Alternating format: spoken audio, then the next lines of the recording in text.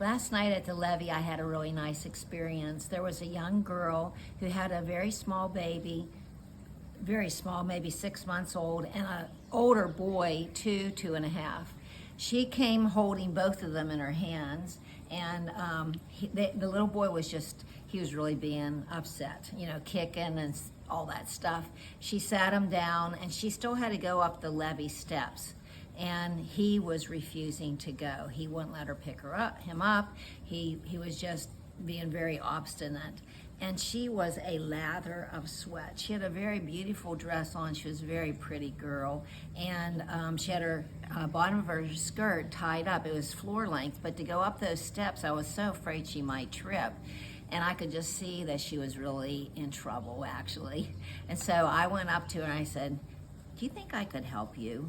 And she says, "I'm just almost ready to cry." And I said, "I know, I'll help you." And so she looked at the little boy and she says, "I don't think you should take him." She says, "Would you take Evelyn?" I think her name was. And she's just, the little children were dressed beautifully.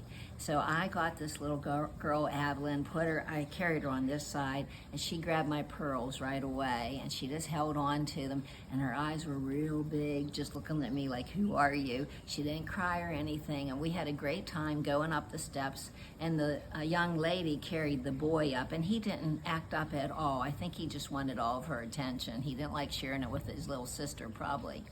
I do not think this was the mother. I think the mother might have been at the top of the steps. So anyway, when we got up there, we sort of unloosened the grip on the pearls, and I gave the little girl back to the young lady, and she set the little boy down, and she says, "I am so sorry, I look a mess." And I said, "You're beautiful." And then I gave her a hug, and I said, girls have to help other girls.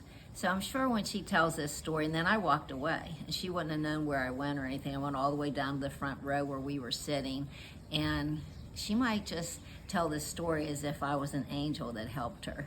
Because I had a story one other time when I was very young. I had a 1-year-old baby, and I went into a booth, and I sat the baby on the end of the booth because that's where he wanted to sit.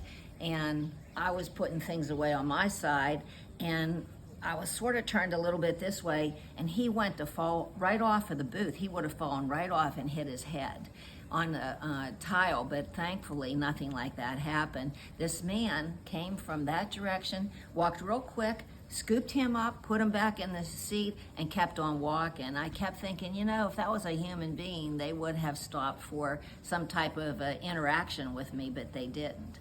And so I always thought that was my angel that helped me, and I was an angel to help her. It's a good story.